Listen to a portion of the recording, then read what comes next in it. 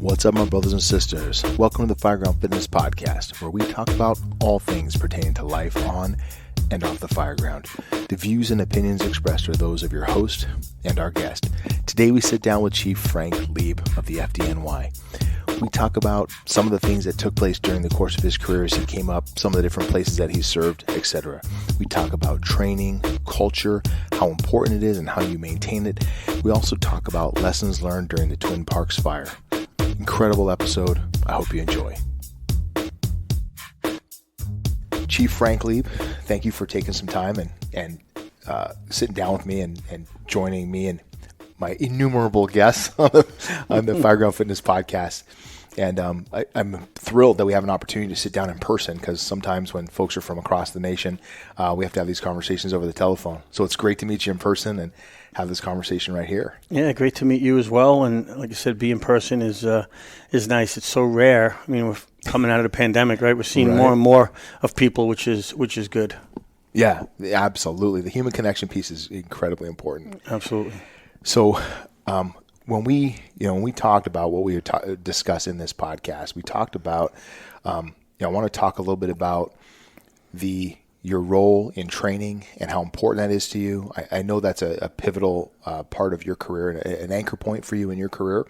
And I want to talk a little bit about the Twin Parks fire, which was not too long ago, and the lessons learned and the impact that had on you and your organization and the troops.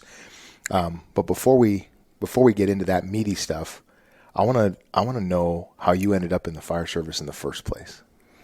Yeah, so I got to go back to when I was 7 years old, when my brother joined the volunteer fire service on Long Island, East Farmingdale, and he took me around, and I just had a love for it early on. I was around the fire department, around the fire service at such a young age that it's really all I ever wanted to do. And then I joined the volunteer fire department that he was a member of when I was 14.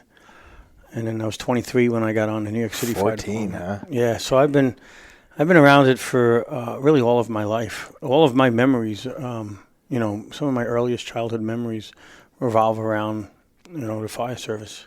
So what specifically was it about the fire service that drew you in? I think initially it was just that my brother was a member of it, right? I really looked up to him. He was 10 years older than me, and just seeing what he was doing, and he would talk about fires he went to and brought me up, and just the brotherhood and how close everybody was, and I just love that. Action-oriented people are kind of drawn to the fire service, which I loved. Hands-on people, which. It's just everything that I liked, I saw there. So at what point, so how long were you a volunteer before you went to the FDNY? So I took the fire department test when I was like 17 and a half. You have to be 17 to take the test. And took a couple of years before I got called. So I was 23 when I got on. But I wasn't even sure for a long time that I was up for it, because the members of my volunteer department that were city firefighters were just superb firefighters. Like they were just like a cut above, right. That their training and the dedication that they had, there was an obvious difference. And that's not to disparage or put down the volunteer firefighters, because I work with many volunteer firefighters that are just as good as career firefighters that I work with. But these guys were just motivated and just, they ran a lot of our training, a lot of our drills, but that's what they did all the time. So it's a little different when you're a full-time firefighter. You're dedicating, a lot of hours to the craft. It's hard to have the same dedication and certainly hours of training when you are doing it more on a part-time basis as a volunteer. So like I said, it's certainly not a dig against volunteers, because I've plenty of them that I go down the hallway with any day. Yeah, and you're still a volunteer yourself. I'm still a volunteer, yeah. How many years have you been a volunteer then? So what, 40? 38 years. 38 years in the volunteers, 30 years in the FDNY. I love it. I was teaching a recruit class just a couple days ago, and the theme that I wanted to start off with was the fact that we call this the fire service. That word being service on the end, I think is such an important aspect of what we do in the community. And nobody typifies that more than the volunteers, because they're not getting compensated for this, right? They show up and put themselves in harm's way for and on behalf of the community, which we all do. However, I could argue, I'm getting paid to do it. So what part of my heart am I really putting into this? But I think about the folks who volunteer that time and show up for trainings and, whatever elements of accountability they have to be prepared for that, et cetera. It's a challenge. And today's the certifications and the trainings that you need. And so many of the volunteers, they work 2 and 3 jobs plus they're volunteering for their community. So, it's, it's a special person that steps up to help their community. And we're fortunate to have so many people that do step up for their community, and not just in volunteer fire departments, right? There's so many other ways where people step up and help their community in non-compensated positions. So luckily, absolutely. right, it's such a part of the American way that we're so fortunate. Yeah. Well, I appreciate that you mentioned the other folks in community, right? Because you don't have to be a firefighter, a volunteer firefighter to, or even, in our neck of the woods, you don't have access to that, but there's so many ways you can serve in your community and give back. Innumerable. And I think it's an important part of the fabric of a community. When we talk about bringing a community into togetherness, into connectedness, when people get out and are shoulder to shoulder working, that bonds people. And it bonds people in our industry, and it also bonds the community when they're out doing stuff for other people. Absolutely. The Red Cross, the Salvation Army, we see them at fires, right? All faith-based organizations that are helpful. All these organizations that run primarily on volunteers. Yeah. So, there's a place for people that want to do good. There's a place for you in your community somewhere, whether it's the volunteer fire department or other places. You just got to look for them. Yeah. So let me pull us back on track, because you were talking about not feeling up to the task necessarily, right? You're measuring yourself against these folks who are seasoned veterans, I'm assuming, and who have this set of skills. So what took you past that? Well, I did well on the test, and I realized, all right, well, it's going to happen. I'm gonna get a shot, right? So, first day in the fire academy is very intimidating. I had some skills from being a volunteer, and you start to realize that, hey, maybe I can do this, right? And the instructors at the FDNY Fire Academy are they're just amazing people, right? So people don't go and teach firefighters, unless you have that drive. You're a special person that goes and teaches the firefighters. The majority of the people we have, they'll come in for a class or for 2 classes. So if they're teaching the probies, they'll have to commit to 3 classes, which is about a year and a half. So that's a tall order. You got to really be passionate about training and mentoring, and so mentorship and training, and that's all ingrained in the very fabric of the FDNY firefighter, and indeed our culture. Right, those are cultural things within us, and even our other instructors that teach our tactical training, these are the salt of the earth people that just want to give back. They very rarely do we take a firefighter that has under 10 years to teach. So these are all firefighters that they recognize the job's been good to them, and they want to give back and help the next generation of firefighters. And we just build on the shoulders of the generations that have come before us. I mean, the FDNY is 158 years old, and we just keep building on the successes of the generations before us, right? We stand on the shoulders of many giants within our organization, and even the giants outside of our organization. Yeah. Well, you talk about the fire service at large. If we're not paying attention to what our brothers and sisters are doing in other communities, we're going to miss out on a lot of opportunities. Back in 2015, I got introduced to fire dynamics, and we, as an organization, we started digging into it. I was working at the Command Training Center, and I was tasked with putting together a curriculum for the organization. And as I'm reading and researching, you want to know who I came across? Yeah, FDNY. 10 years ahead of us had been doing the Governor's Island research and working with UL, et cetera, and doing those studies. And I looked at my boss and I'm like, why the hell are we so far behind? But the good news was, hey, well, we were behind, but hey, we're taking what they learned and now we're going to leverage their experience and exposure and the work they've done, stand on their shoulders and move forward. And I think that it's super important that we as a community are constantly assessing where we're at. Right, we talk about this on the fire ground, right? Reassess your strategy, figure out where you're at, reassess the conditions, et cetera. But we have to be doing the same thing when we're looking at our organization, our learning, our technology, et cetera. How are we applying our skills and whatnot in order to be successful? Well, we don't always have it all inside of our own house to figure it out. We got to look to other folks sometimes. No, absolutely. I mean, listen, we certainly don't have all the answers, but we're a learning organization. We're a high reliable organization. We track our small failures. We track what's going on. Our procedures are process based. Not outcome driven. Because outcomes, you could get good outcomes just because you were fortunate or lucky. All the time. And luck's not a strategy or a tactic. So we have to make sure that we're constantly evaluating that process and making sure that we achieve the right outcomes because we have the right tactics. Sound tactics lead to sound outcomes, which desirable outcomes, right? Which is saving lives, saving property, quick extinguishment of the fire, or resolution of whatever the emergency that we were called to. So that and looking outside the borders, I travel frequently around the country, and I sit in. If I might be speaking somewhere, and I'm sitting in on all the other lectures because there's nuggets of good information that I can bring back to my organization and make us better tomorrow. And we're always evolving. And the idea is, right, always be a better version of yourself personally, and hopefully you're making a better and safer organizationally as well.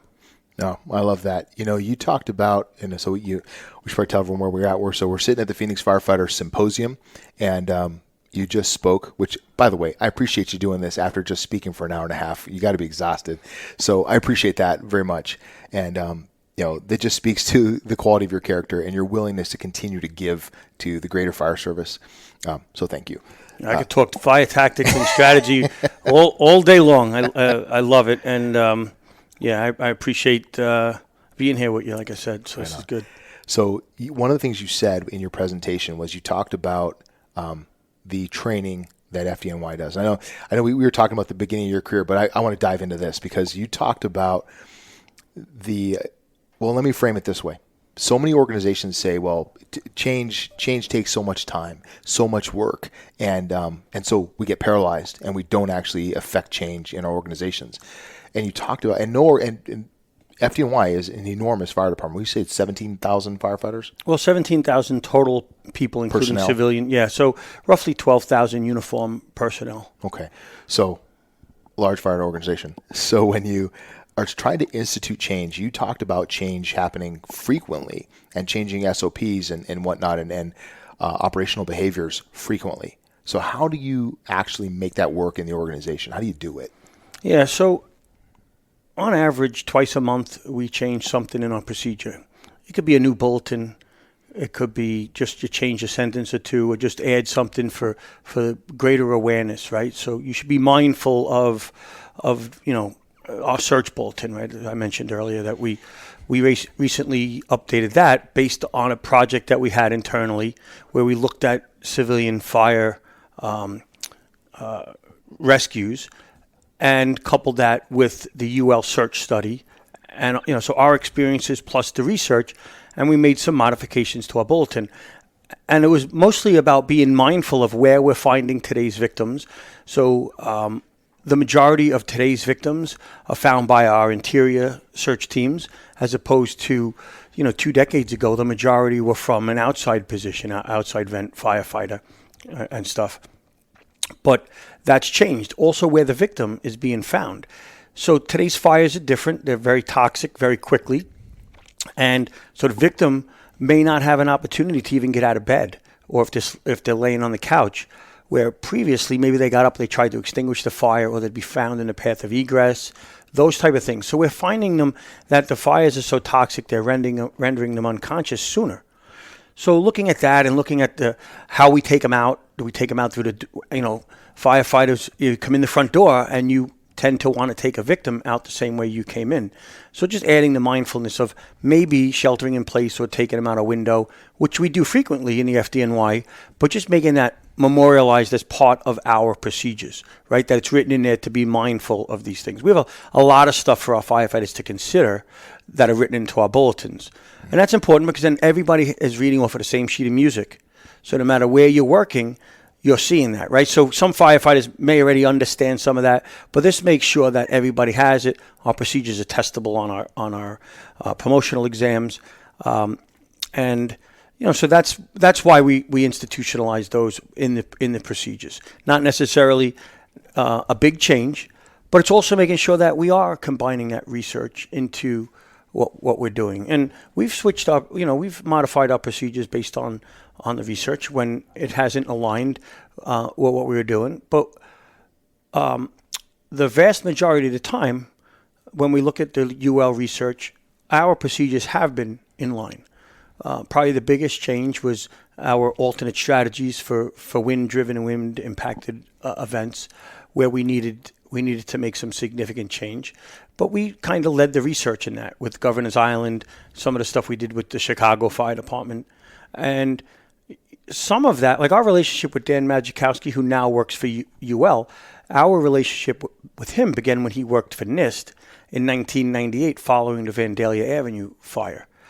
And to this day, he's still helpful with the FDNY. He's a very good friend. He's an honorary battalion chief, actually, on our job because, and it was us that went to him. So we defer to the expertise of some of the lead researchers anywhere in the world. And when you combine that with the FDNY experience, that's a pretty powerful combination that leads to procedures that get you the desired outcomes. And that's what it's all about.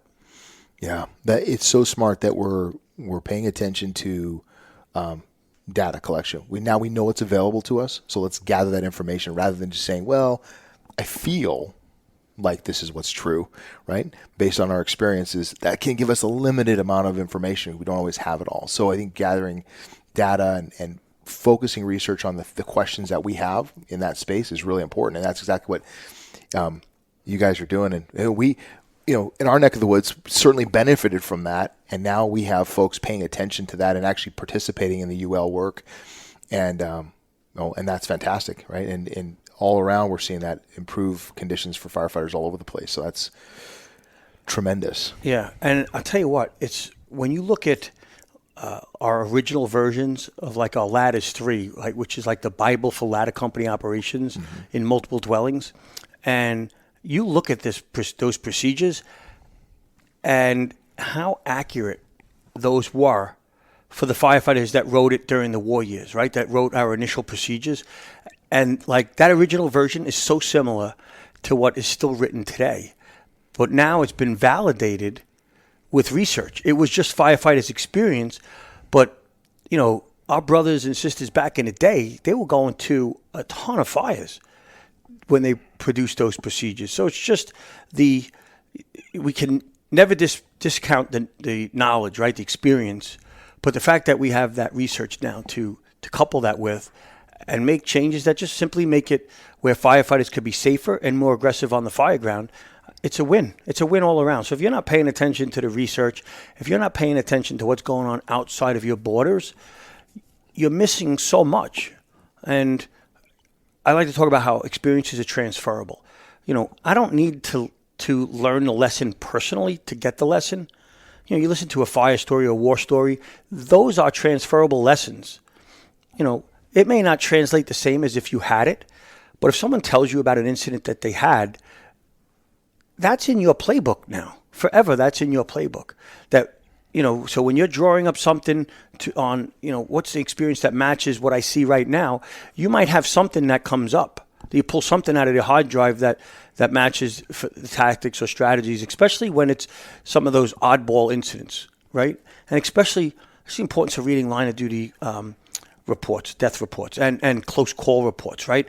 Is because that's what's going to prevent us from repeating some of these lessons, right? If someone else learned it somewhere else, I don't need to learn that lesson where it costs me the lives of 2 or 3 firefighters, right? I could learn that lesson and honor your firefighters by learning those lessons and incorporating them into what we do.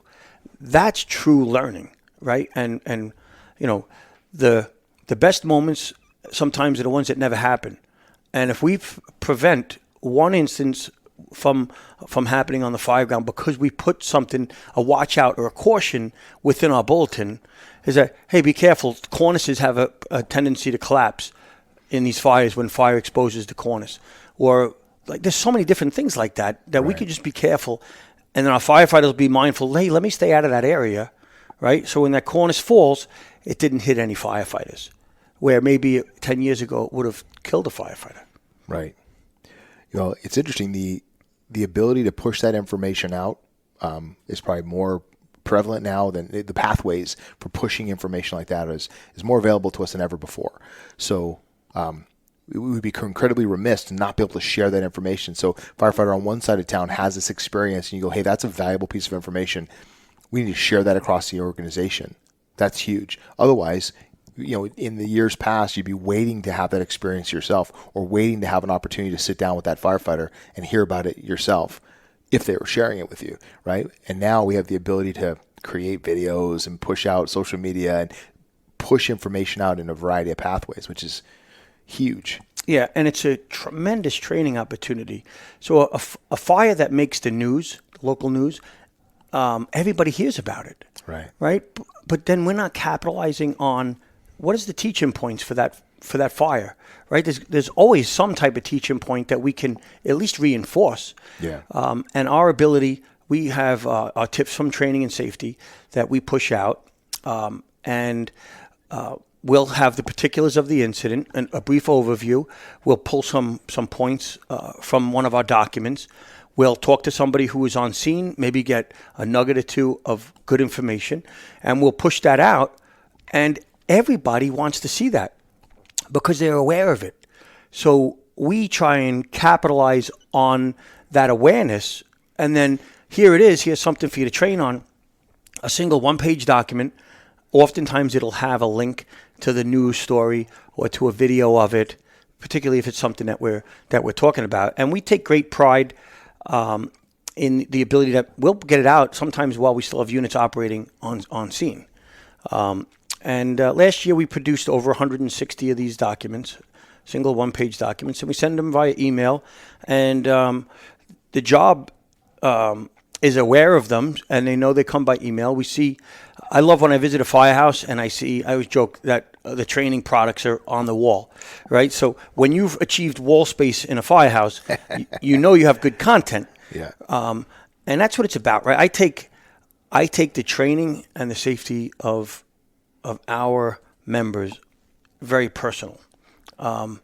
When we have a member who gets hurt or injured, or you see a video of a tactic that didn't go the way we may have wanted it, I take that very personal, and so does my team, and it leads to our high quality documents. But the last point on that is, regardless of the size of your organization, whether it's as large as the FDNY or if it's small as a one-station department, your ability to push information out and get things done, size is not an excuse. Large or small size is not an excuse. Figure it out and get information out. Several departments, I'm aware of at least 5 that have emulated what we're doing with our tips. And it's that simple, because it doesn't have to be your fire. It doesn't have to be your emergency. And just make sure that you're educating your troops, because it's another learning opportunity. Simply printing out this one-page document and putting it on the table, it's huge. Everybody's going to read it. And that means learning's happening throughout your tour, right? Whatever that you're reading, and that all matters, right? And that's kind of what we try and do. And at the Fire Academy, we try and decorate with a purpose. Our walls, we want you to have an immersive learning experience when you're at the Fire Academy. That's why you're there. Right, so we put lots of things on the wall and different props and stuff for you to always be, gaining some type of information. I love that. I was laughing when you mentioned that, the gaining wall space, because I went into a station recently, and we do a similar thing with putting out pro tips like that. And I went into the bathroom, and right in front of the pisser, like right above the pisser, was the brief. I was That's wall perfect. space. It's perfect. No, it's fantastic. Now, unfortunately, because of my eyes, I couldn't read it because it was too close to my face. I'm like, okay, this needs to get printed in a different font. But pushing it out and getting it on the kitchen table, getting it in front on the pisser in the crapper where you're going to sit and you're going to read something, right? You're going to be in there for a few minutes. So why don't you pull this up? And anymore, we got to use online tools, right? Because folks are sitting down on their phones all the time, and we have a thing called Phoenix Fire Ops, which we put videos on and other kinds of training information. And so folks will, you see them in the straddles at the station, and they'll be watching a video on Phoenix Fire Ops. And that's a fantastic tool. So it's just leveraging technology to put it in front of people. And I really appreciate that you said it doesn't have to be your fire. Because if you're sitting around waiting for some event to go gain experience, you're going to be sorely unprepared when the shit gets real. And that's an important point to make, to appreciate, because you mentioned today in your at the end of your talk, you gave out a web address or an email address you could subscribe to the FDNY tips. Do you remember what that address is? Yeah, so training tips at fdny.nyc.gov. We have our internal tips, and we get a lot of requests for people who want to be added to that list. And last week we put out a tip related to the train derailment in Ohio, right? So that's not our incident, but it could be. Yep. Right. So, hey, just here's a reminder. Here's what happened, and there's different ways that we could be prepared, because everybody's aware of that incident. We put one last year. We put one out on the LA fire, and like 2 days after that happened, because everybody saw the fire venting with the members on the aerial ladder. Right. So we want to capitalize on that interest. Smart. Right. And train our firefighters. It doesn't matter whether it happened here or it happened 2,000 miles away. There's points that we could highlight for our members to, here's some takeaways for that. I don't even need to know all the particulars of the incident. I could just tell you with the Ohio incident, simply just take out the North American Emergency Response Guidebook, right? And as the first engine, just discuss what you would do, right? What's the evacuation distance? What does it mean when the chemical's highlighted, right? So all those different things. And I had a couple people reach out to me, and they're like, yeah, I took it off the rig, and that's what, he sent me a picture of them sitting around the kitchen table, and that's what they were drilling on that night. And that's what we're looking for. So that one-page document gave them a topic to talk about. They go and they take out the book. They talk about it for 15 minutes. And that recency factor, if they just trained on it, right? If they have an incident, they have an idea of what they're talking about. And they have videos too from the Ohio incident, and they start looking at their phone and coming up with more stuff. And, so speaking of the today's firefighter, right? Today's firefighter, everything's about the phone, right? So you have to have, your content needs to be on the phone. And our learning management system is built to make sure that it looks great on the phone. That was our app that every FDNY firefighter can have, has all of our learning management content on it. Videos and all of our tips from training are on there. There's so much information that they can get, but they're able to access. We have to, so every generation is different, right? This generation is no different than, they're a little different than the previous one. Every generation is different. This generation learns differently, and it's up to us as leaders to adjust to them. We can't expect generations to adjust to us.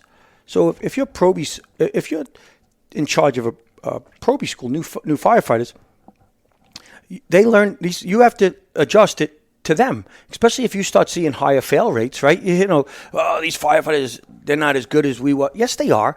They just learn differently. Right. And we have to adjust to that. So our probies, when they come in, they're given an iPad. Every probie has an iPad, and all of the content is on there, complete with videos. We could tell how long they're spending on the program. So it also there's benefits to us that we're tracking the data. This generation doesn't like to read textbooks. Ask a college student if they bought textbooks for their classes. Yeah. Right? So how they learn and what we produce and what we give them to study matters. Yeah. Right? They're all using Quizlet. They're using all these different things. So we got to understand how they learn. And how do you do that? Well, so I have kids that help me. Some of my children help me. But reach out to these firefighters and plus see what they're doing. Yeah. You know, what sites do you go on? What are you doing? How do you learn? How do you study? Yeah. Because that's how we help them. They're members of our organization. I want them to know and be as smart as they possibly can. So we make sure that we adjust to them, right? And that meant a lot of adjustments for us. We have a cell tower at our fire academy now because we didn't have enough connectivity. So now we do. So all those different things to make it where we could work, because so much stuff is technology based and internet based. But we're meeting the firefighters where they are instead of taking the approach of they got to meet us where we are, because that approach doesn't work. Yeah. No, that's super important. The path, you have to remove resistance from the path of learning and facilitate it for folks. And if the path of learning is, hey, we've got these new fandangled devices over here and this is what people are using for everything, then let's leverage it. Leverage is an asset. So so was there a point in your career, now you've worked in a wide variety of locations and different positions in the organization. Sidebar question, favorite position ever? Oh my goodness, that's like asking who's your favorite child. But there's I don't care what anybody tells you, there's nothing better than having the nozzle at a first to fire. There's nothing better than that. It doesn't matter. There's, I certainly like the irons position, and I like the can position. But there's so many good positions, right? But the nozzle. So I mean, put you in a bad spot. Yeah, but that's the best one. I'm glad. So I'm glad you didn't say what's been my favorite rank, because that's hard too, right? Because I've been incredibly fortunate and blessed to work with so many great firehouses and great firefighters. And every place that I've gone to, I've had just a wonderful experience just working with great people that are into the job, into training, into serving the public. Right? I mean, it is a privilege to be a firefighter, to have the opportunity to be trusted with protecting people and saving lives and property. They trust you at their most vulnerable times, and we should never ever take that trust and that privilege for granted, because I am privileged to serve in the FDNY, and I'm privileged to be a member serving my volunteer fire department in my home community. Yeah. That, I really appreciate you saying that. And I think back to an event that occurred to me early, before I ever came on the job. I had an opportunity to run into a house fire, and I'll spare you the whole story. But we took this little girl out, and she was not in harm's way. She was behind a hollow core door, far removed from the actual fire compartment. And but her father died that night, and her mom was at the store.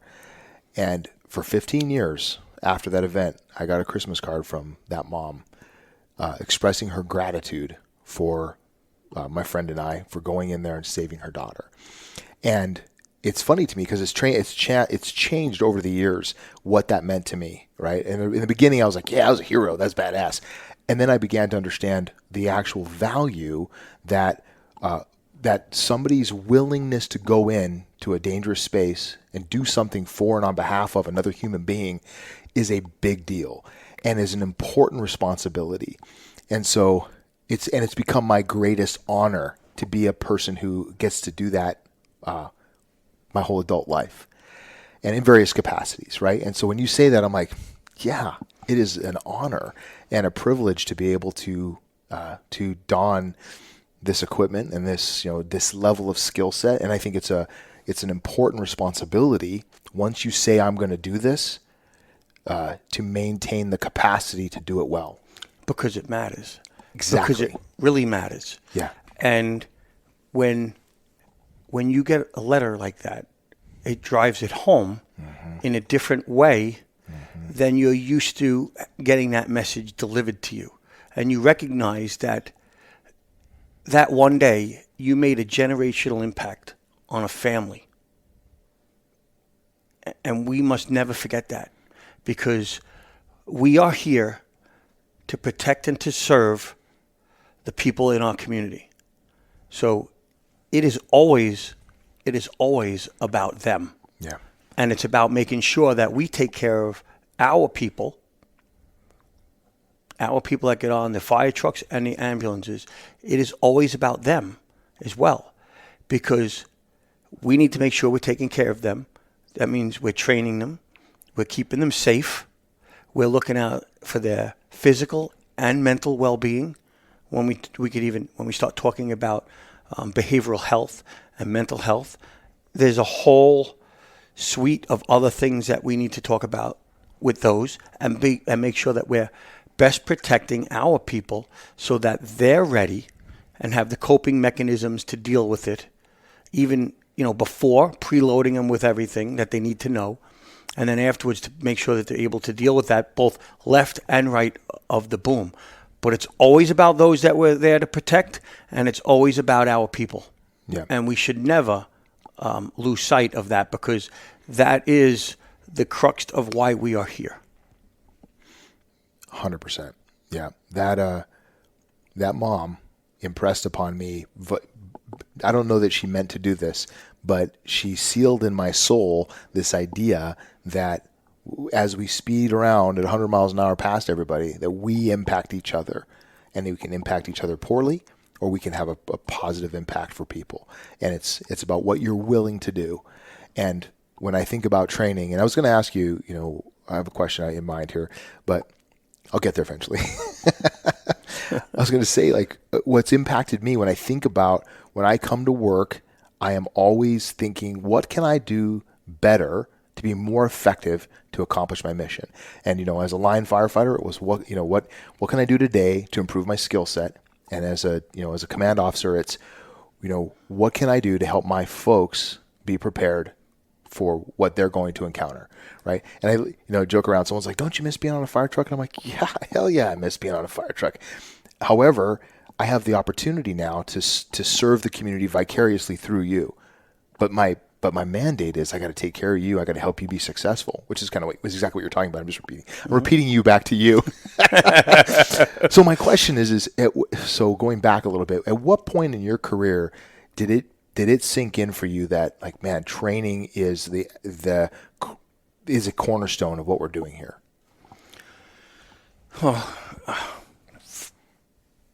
Certainly my entire career with the FDNY, that started before the FDNY. And then early on, having mentors that came in and worked in my firehouse, from my very first captain, Gene McGowan, to Jerry Tracy and Tom Richardson, who are two influential chiefs in my career, who I worked with as a young firefighter, who they understood the importance of training. Then when I went to my first, when I went to special operations and I served in Squad 270, we were always drilling and always training to be better. And just seeing, it's... and I think I took it to a different level when I became a lieutenant, because I was producing one-page bulletins based on stuff that I was reading as a lieutenant. In fact, my firefighters where I was working in Engine 324 as a lieutenant, they had a box. They called it the Leeb box, and it was where they would put all my documents. So, because they used to put them in with the newspapers, and they would get thrown out, and I'd be like, "Don't throw these out. This is training information." I put work into this. Yeah. So it would be hung up in the bathrooms and wherever else, right? For a week or until the next tour when I put something else up, and then they would take the old stuff and put it in there. So. And I would see firefighters referring back to that frequently, especially details, and I just always continued that. And I was fortunate. I had a lot of great chiefs, but this one chief, Jack Kleehouse, who was a chief in the 4-6 battalion, in my battalion, he would always send us information about different anniversaries of fires and stuff. So he was, I saw him doing that, and that just enhanced what I was doing as well. So just seeing how, emulating how others do stuff that you see that works for you, that you like. When he'd come visit, he always had a good fire story, right? And again, those are transferable experiences. And he would tell me about a fire that he had. And I was always absorbing it. I was told early on, learn something fire-related every tour that you work. And I've done that my entire career, as well as learn something from everybody. Sometimes you learn what not to do, but you're learning from them nonetheless. And, hey, the goal is, the personal goal should be to be a better version of yourself every day, right? Yeah. You're constantly making yourself better. And I think at my level now in the organization, it's not just about making myself better. It's about making everybody better, right? I have, training is an organizational priority in the FDNY. And it's a priority that has been a large part of my job for many years now. And like I said, I take that very serious. And, when I see successes around the job, I'm like a proud dad, right? Like, I like to think that in a very small way, their training didn't let them down, right? And let no man's ghost come back to say their training let them down is inscribed around the fire academy in several different locations. And it's about always making sure that you're prepared when you're put into that situation. And I think that's a huge hallmark of the FDNY, that our members are always ready when, prepare for the possible, because anything's possible. And we prepare for all those instances and prepare our members. So when they're put into that place, into that position, when they have that privilege to save a life, that they are ready to operate because they have taken their training, the teamwork, the mentorship, the FDNY way. They've taken that very seriously. Yeah. And what I really love about what you're saying is how much it's imbued into the culture of the FDNY, right? And when I think about organizational complacency or individual complacency, it has no place in our business. And so we have to be, sometimes we let it creep in, and it's something that has to be pushed away constantly. And, when we talk about building culture, a culture of a training culture, that's a very important aspect of staving off complacency. Constantly looking around you and saying, okay, what are my gaps in my knowledge, skills, and abilities? What are my gaps, and what can I do to fix them? Is very important. But it has to be something that the organization is supporting and that the members are constantly leaning into. Because it's not, you can have one guy who's really into training, but if nobody else is, that one guy's going to be standing on an island. That's problematic. So I really do appreciate that, what you're saying there and how important that is. Training must be an organizational priority. You show me a department that trains regularly, and I'll show you a good department. That's all I need to know about a department. You guys train? Yeah, we do. How often? Once a month? Yeah, that ain't training, right? Every tour? All right, that's training. Several times a tour? What are the different ways that you get information out to your members? That all matters, and that's all part of the training culture. But if your training is solid, that is the bedrock foundation of your department. If you prioritize that, so many other things fall into place, right? That impacts safety. That impacts all the operation. Everything that you're doing revolves around training, and that's why we have to make sure that that we demand high quality, frequent training. Yeah, and and that is, the uniform must always be advocating for that, especially when when budgets get tight, whatever, right? So sometimes training is easier to cut, but you got to make sure that you're advocating for that, because it impacts every other bureau or every other part of your organization. Yeah. Yeah, exactly. Well, and that's a perfect segue, because if you're, I'd like to talk to you a little bit about the Twin Parks fire, because in my opinion, when we talk about this event, the successes that you guys experienced there were based on training, right? Are the result of being effective and having good training. And so I'm trying to think, where do I even begin? Tell me a little bit about, from your perspective. I guess here's the big question, right? From this event, you had massive number of a large number of fatalities, a large number of casualties who went to the hospital. I don't believe any firefighters were hurt or injured. Some minor injuries, stuff. Mm-hmm. But all told, many lives were saved that could have otherwise been lost. And so that was my takeaway from it. And I would love to hear, though, what are some of the things that stood out to you or were important to you from that event? That's a good question. So the Twin Parks fire was January 9th of 2022. It was a Sunday morning, just before noon, and a fire in a high-rise fireproof multiple dwelling, and 17 people lost their lives at that fire, and which is a staggering number that I probably still haven't fully wrapped my head around. Not only the number of fatalities, but we transported over 60 victims from that fire as well.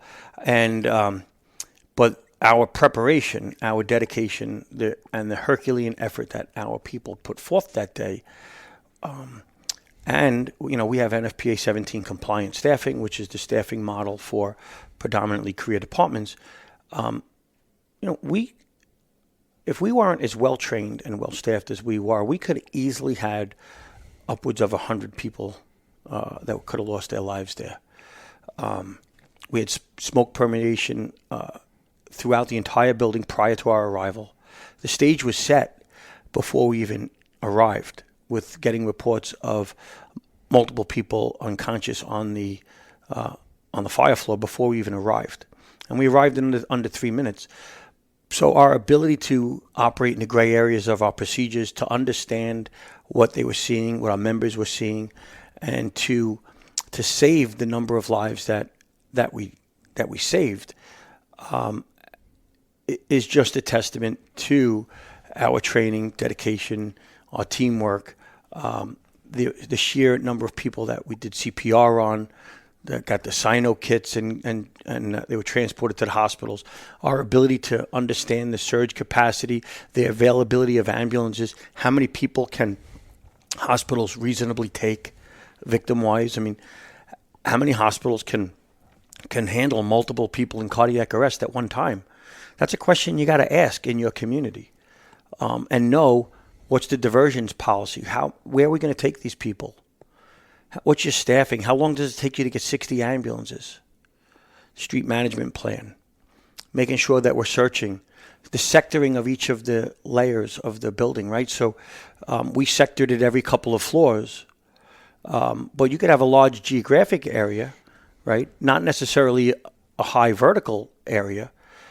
But how are we going to implement ICS and segment that into manageable spans of control? Right, 3 to 7, 5 being ideal, and making sure that we get to those desirable procedures to get to the best outcomes, and that's what we saw. That's what we saw that day. Our ability to bring people out alternate ways, the apparatus positioning, the ladder positioning, the hose line positioning, all of that. And it was our ability to operate in those gray areas, to use a line from after the Boston bombing. There was a white paper that came out, and it was called "Why Was Boston Strong?" And it said in the paper, it said their ability to annex the playbook. Well, so their ability to annex the playbook saved many lives that day. Well, what does that mean? That means they operated in the gray areas. They understood what their procedures said, and then they operated maybe outside of those parameters of those procedures, but they did it to save lives.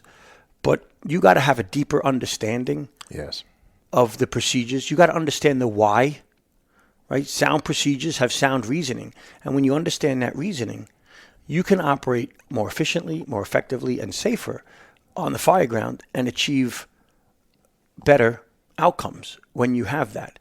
That's why having a deep understanding of fire dynamics, understanding what a dropping neutral plane means, understanding that a very low neutral plane may mean you have a fire below you, right? All those little things, all those tactical nuances that matter. And if you know them, you're just going to be able to operate more aggressively, more safely, and have better outcomes. And who's going to argue with that? Right, exactly. You plucked a chord for me there when you talk about annexing the playbook. There's have you ever heard of Musashi? He's an ancient samurai. He wrote the Book of Five Rings, and one of the things he says in there is, if you know the way broadly, you will see it in all things. So if you understand the playbook, then you'll see all the boundaries and the play and the elements that you can work inside of and outside of. But you got to know it. Yeah, and that takes work, and that's the fascinating part of understanding the basic building blocks, which is fire dynamics. And we have a robust fire dynamics training bulletin now, and it dedicated to fire dynamics. It's all about fire dynamics. Oh, that's great. It doesn't tell you that you shall do anything. So knowing this document just tells you how to do things better. Right. So if you understand this, it's like having it's like a sixth sense, right? That you're able to understand. Yeah. So you go walk around the fire ground blind to some of these, and then you won't recognize that maybe that room is going to flash over, that we're going to see vent point ignition, or that we could see, that conditions are ripe for a backdraft, or understand, the velocity, volume, density, color, stratification of smoke, right? Understanding what all of those mean. But when you know that, you're operating on a different level of playing field when you're tactically sound in fire dynamics, particularly fire dynamics. Right. You could search better. You understand what you see, right? All these different things all play in, and it's why it's a foundational building block. Mm-hmm. Yeah, years ago, I attended a class, Dave Dobson, I believe, The Art of Reading Smoke. Mm-hmm. And it transformed my understanding of the fire ground. Because before it was just heavy black smoke, hot. Yeah. Right? But I began to understand the nuances of why it's different in different parts of the house, how the smoke is traveling, why that matters to the fire propagation and the spread of fire throughout the compartment, et cetera. How wind affects fire, all those different things. And it transformed my understanding. So when I stood and looked at fires, I'm like, oh, I know exactly where the fire's at. And I know what it's going to do next. And people are like, well, how do you know that? I go, well, let's look at the conditions. What's the smoke doing over here? Look at the pressure it's under on this location. Look at the coloring of the smoke. That tells you a whole story about what's going to happen next. And that doesn't happen by accident. You actually have to go and get that information. You can wait around and wait to gain the number of sets and reps. But again, it all goes back to training, right? All the roads lead right back to training and study and preparation. So when you think about the Twin Parks fire, is there anything that you guys went in and changed and said, okay, we got to do something differently, or were you guys like, no, we were pretty set up and things went as well as they could? So we did some stuff outside of our procedures there to help save lives. Some of the apparatus positioning, a lot of ladders put up from people, engine chauffeurs helping with ladders who traditionally wouldn't do that. We wound up with a hose line in the rear. So it was the second floor fire extended to the third floor in a duplex down apartment. We wound up putting exterior water in the rear to help extinguish the fire on the lower level of that. Firefighters had made it into the third floor, but it's very difficult to go down when you have a low inlet and you have a high outlet. That's a velocity-driven fire, even without wind. Yeah. And that's a challenge, right? So when you talked about a duplex down, that's something that we have them here in our neck of the woods, don't see them very often. And you talked about having a subterranean fire above grade. And I was like, my mind just exploded. I'm like, holy crap, that's right. I'm like, there's no way in, right? Unless you come in from the top and work your way down. You have to look at it from that, right? Yeah. Because a cellar fire is a very challenging fire.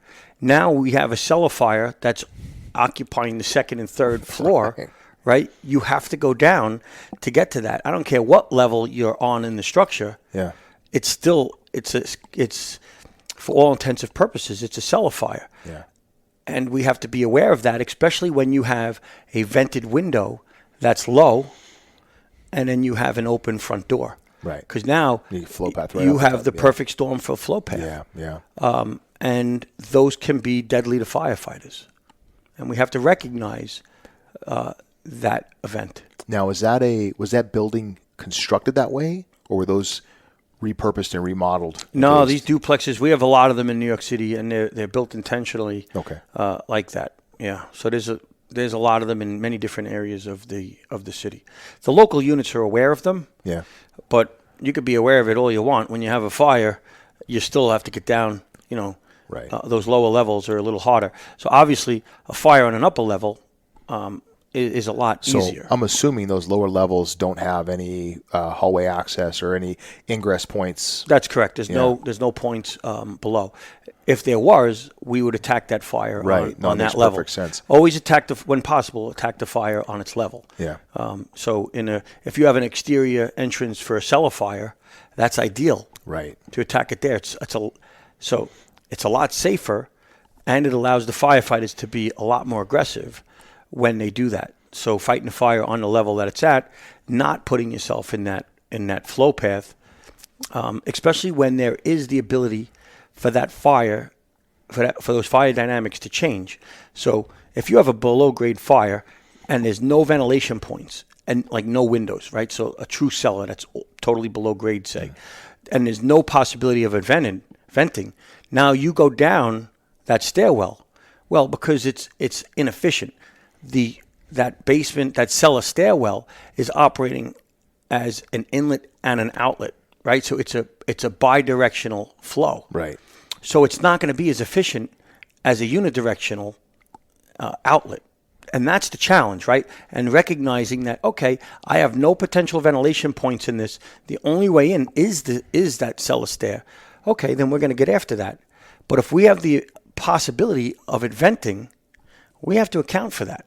And then if that does vent, whether it vents on its own or a firefighter taking it, those conditions are going to change because that bidirectional vent is going to become a unidirectional vent, and that can create drastic situation for firefighters. Yeah. No, it's so interesting. It really speaks to knowing flow path and understanding fire dynamics and knowing your first due, right? Yeah. Understanding the construction types and the potentiality that exists there is so freaking important. And one other thing that you mentioned about that fire was, I think you said it was the fourth due ladder and the way they positioned themselves and how he was able to actually affect rescues. And I was so impressed by that because it's so important that you may think to yourself, hey, I'm not going to have a role to play in this event, but strategically and tactically positioning yourself so that you can contribute should the event escalate is super smart and is a heads up play by a thoughtful and talented firefighter. Yeah, and he backed his rig into position. Fourth due ladder at a high-rise fireproof multiple dwelling. The chances of him needing his ladder are so slim, but this guy has some time on a job. And like I said, he didn't just wake up that morning and be good at what he does. Right. Right? He's probably been, I guarantee you, he has been doing that every single day for years. And it probably never really mattered that he was doing it every day until it really matters. And on that day, on that fire, what he did really mattered. And he was in position to make a positive contribution and led to positive outcomes. And that, to me, is obviously a testament to that firefighter. Yeah. What he did was just fantastic. But it's a testament to our dedication to achieving the best possible outcomes, even when the odds of its use or necessity may be low. Yeah. And in many ways, that's the true barometer, right? Is that you're always ready. Because he could have had people appear at the window and he could have mailed it in and just parked it any old way, but he didn't. And he was able to get up there, and one of the most popular pictures from that fire is him carrying an infant down the ladder. Yeah.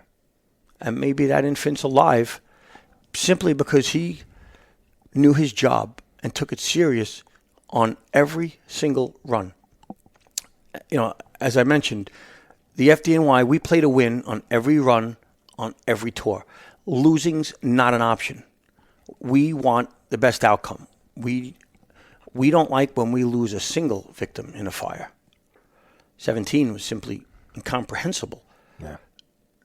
But that wasn't because of our lack of training, a lack of preparation, and being ready to go on game day. And that's simply a testament to those people that were operating, and all the members of the FDNY. I got a phone call after that fire from Jay Jonas, who's the division commander, and he's like a legendary guy in our job. Like, just into training, for his whole career, he's been into training, and he calls me and he's like, "Oh, thank you. You did a great job. The guys did a great job." I said, "Don't thank me." I said, "You have set the bar of training in your division up here in the Bronx for decades." He sends out training material. He's so into it. I said, "This is more a testament to the way you lead, right? That you have a high bar, high expectation of your people." And that's where the bar needs to be, right? If you have a low bar where it's so low you're tripping over it, what good is that? Then, because all you're doing, you're making the low performers continue to perform low, but your high achievers, your people that want to be great, you're making it harder for them, right? Feed them the information they need. Help them, facilitate them, be the best firefighter that they can be. And I ended the call and I said, "Jay, thank you. Thank you for what you have always done to make firefighters the best that they can be, always." Because here's the bottom line. I was the citywide tour commander that day, but I didn't teach anybody anything that day. I was the orchestrator for it. And even for that, the first 2 battalion chief, the first 2 deputy, they did the majority of that. I was there, and as a training chief, I was going to make sure that we sucked every piece of information we can out of that to make sure that we share it, both inside the FDNY and outside, because there are so many transferable lessons to other fires. God willing, we don't have another fire like that, where all those lessons can be reinforced or taught at the same time. Yeah. But the next time out the door, there'll be, no matter where you work, there'll be lessons that are transferable from that fire that you could apply to your fire, no matter where you are in this country. Yep. Nope. I'm going to run around the city right now looking for duplexes. I hear you have a few of them, but not too many. No, that's what I'm saying. I know they're out there. I need to put a pin in them. There's an expression that comes to mind, which is when shit hits the fan, you don't rise to the occasion. You sink to your level of preparation. And I think that really sums up, what happened that day. And, you talk about showing up as the shift commander, the citywide shift commander. And I'm like, that's, you can't outperform the firefighters, right? The firefighters, they're going to set the bar for how that goes based on their skills and their experience and their capacity. And that's huge. When the tone goes off, the time to prepare is over. Yep, 100%. That's exactly right. And then it's up, it's up to them at that point how well they're going to execute. Yeah. It's like the head coach of a football team, right? Mm-hmm. Did you prepare them for game day? Yeah. And I would like to say the FDNY and all of our head coaches, and there's many of them at every rank. We have head coaches that are firefighters, that teach other firefighters. Our lieutenants, our captains, our battalion chiefs, our deputy chiefs. I mean, everybody is a head coach to somebody. Yeah. And that is in the form of mentorship. Not only in formal training capacities, but how we mentor and steward our next generation of leaders. And some of those are the informal firefighter leaders. And there's plenty of those. Yeah, right on. Well, hey, let me ask you just a couple rapid fire questions and we'll pull it to a close. What's the worst piece of advice you've ever been given? Or heard given? So the worst piece of advice I've ever been given was as a young firefighter, and it was when hoods were new. And I was told that you don't want to wear your hood because you want to feel the heat when it's time to get out. So then I had a really serious fire where I burnt my ears. I was a probie. And this reinforced a couple of points, right? Reinforced that I got to use my PPE. And it also reinforced that we're a team. I'm on the engine. I'm on the hose line. I got guys and girls searching on that floor and the floor above, I'm not leaving. I'm part of the team. So if I'm the weak link and I don't have my PPE on and using it properly, then I just became the problem. So use your PPE. We have it for a reason. And if you're on the engine, you're protecting the truck. So when they say everybody out, right? The line's not going to be, when we're evacuating a building, the line's not the first thing to leave.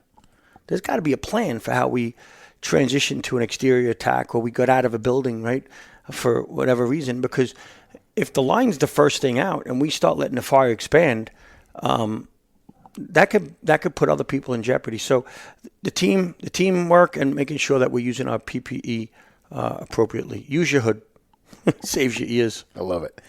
Okay, what's the last book you read?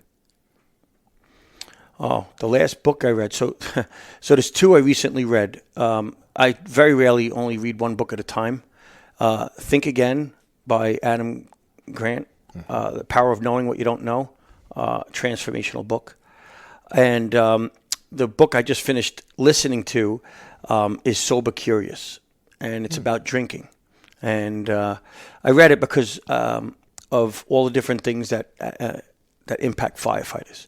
And I had heard that as I was listening to a show about New Year's resolutions, and they mentioned that book. And I said, "Oh, let me check it out," because drinking is can be a problem with firefighters, and sleep. Why We Sleep is another really good book. I mean, I could go on. Is In the Mouth of the Dragon about plastics in a toxic age, another good book. I know you asked my most recent book, but this is great. I'm making a list in my head.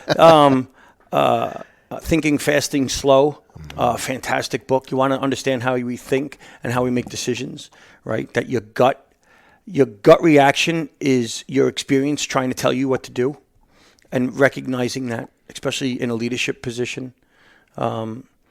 So, boy, there's so many good books out there, and there's so many good podcasts out there, right? Yeah. I mean, and you could go on and on. We could do a whole podcast just on that. But all right, well, I think I know maybe what your favorite off-duty activity is. Yeah. So apart from book reading, what else? Yeah. Well, and audiobooks is a game changer. Oh so man, it's great for sure.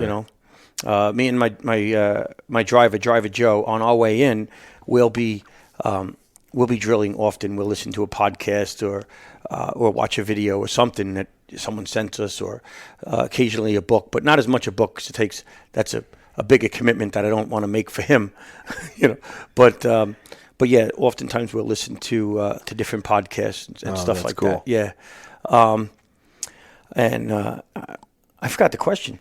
Oh, I kind of wrapped it up and I made it stupid. What's your favorite off-duty activity? So my favorite, I love doing stuff related to the fire service, but I love traveling. I love teaching.